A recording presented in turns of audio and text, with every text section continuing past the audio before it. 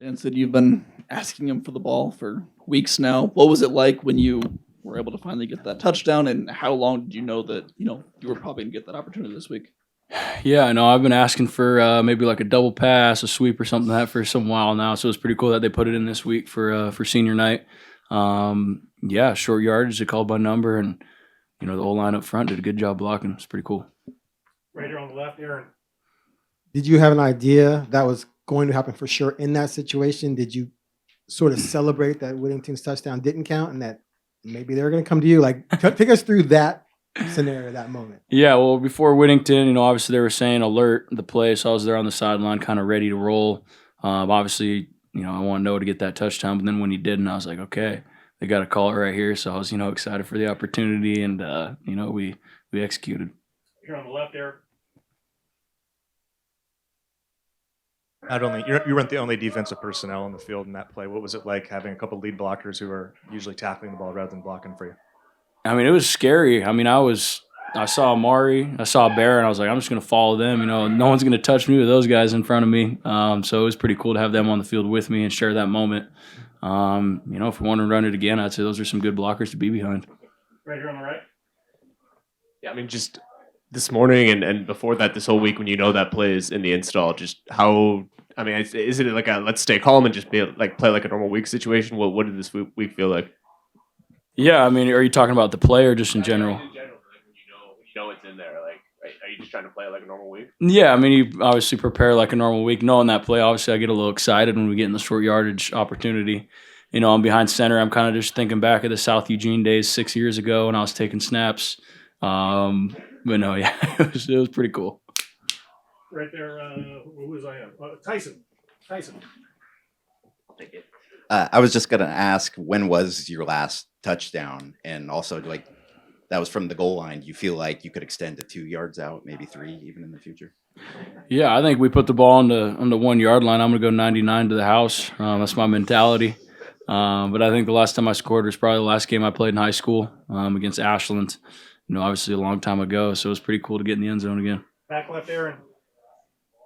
Coach Lanning says he didn't think anyone could stop you from getting in the end zone when you ran out there to do that play. Just with all the emotions, knowing that this is your last regular season game in Autzen Stadium, for reals. I know you had a lot of family here. Just what were the emotions like kind of in the end zone? You ran towards the sideline and just saw everyone patting you on the back in the helmet. Yeah, that's something you dream about.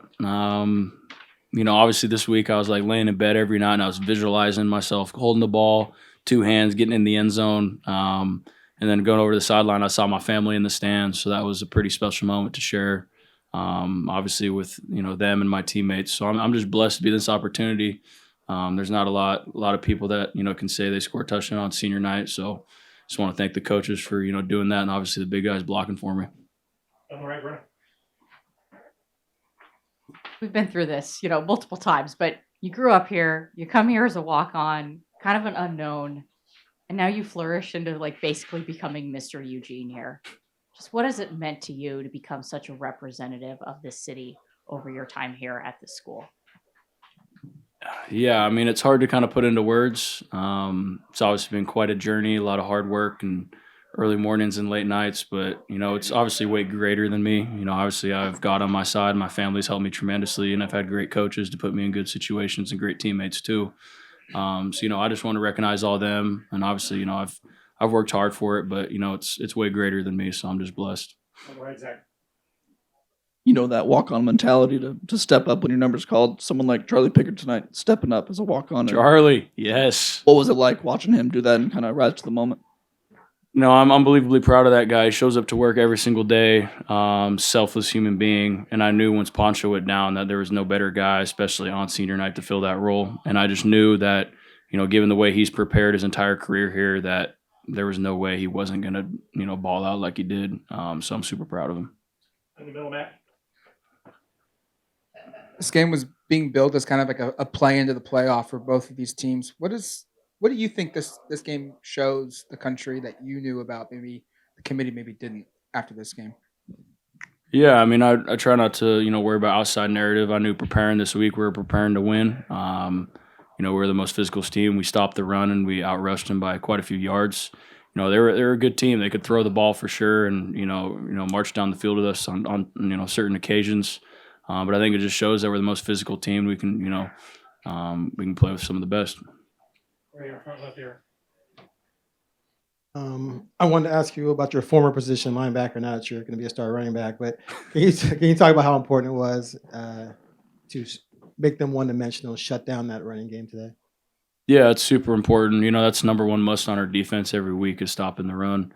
Because if a team can establish a run game, it kind of opens up their whole offense. Obviously, we knew they were going to throw the ball, and they got quite a few explosives in that regard. But when you make them one-dimensional, it makes it a little bit easier to stop them on D. So yeah, it's super important. On the left, Joe. Couple of touchdowns for Lemon today, but overall, you guys were rallying to the football to tackle him when he was getting on handoffs, getting on the underneath game. Just what did you guys do to be able to shut him down besides those 2 touchdowns today? Yeah, I'd say just making an emphasis on him in practice. He was we called him the King Cobra. This week, we had to shut him down in order to win the game, and obviously he got, he's a great player and scored some touchdowns, got some yards on us. But he was just a big emphasis in practice this week. Right next one. Obviously a big game for Bear, against his former team. What can you say about his impact and the whole defensive line kind of stuffing the run and creating havoc on the passer? Yeah, it starts up front. Big Bear, coming from USC, he brought juice all week. He gave a speech the other day in our team meeting on Thursday to all the players. That was pretty electric and, fired me up and fired the rest of the guys up. Big Amari and our ends and everyone that comes in there and helps us up front, makes our job as linebackers easy because they do their job. And, I wouldn't want to be on the old line facing them, that's for sure. All right, we got time for one more. I'll go with James right here. Bryce, coach has talked all year about strength in numbers. It's one thing to say it. It's another thing to roll out there with your 4th and 5th offensive tackle, to be down to 3 receivers and outrush them the way you do offensively and hold them the way you do defensively. Mm-hmm. When did you know that, we even talked back in August or July about you wanted to see some of the younger guys in defense and how deep you guys would be at certain spots. We've seen it, but when did you know that you could embody this, that you could roll out 60 plus guys in a game like this, that at this time of year, it's usually 50 guys. Yeah. And do it the way you just did it. I'd say I do in fall camp. Obviously you go good on good and 1s versus 2s, but there's a lot of time where you go, 2s versus 1s, 3s on 1s, you mix it around and the drop off there's not much. So, I could have told you that, facing our 2 or 3rd offensive tackle guard, whoever it was, 3rd string running back who's, I don't even know who that is. Our depth is insane. Strength in numbers is incredible. And I think that, has something to do with obviously our culture and us preaching connection. Everyone's rooting for their guy when they get their opportunity. There's a lot of selflessness on this team. And, that's what makes teams great, especially in this era of football. So I'm proud of our guys. Thanks, Bryce. Appreciate it. Thank you, guys.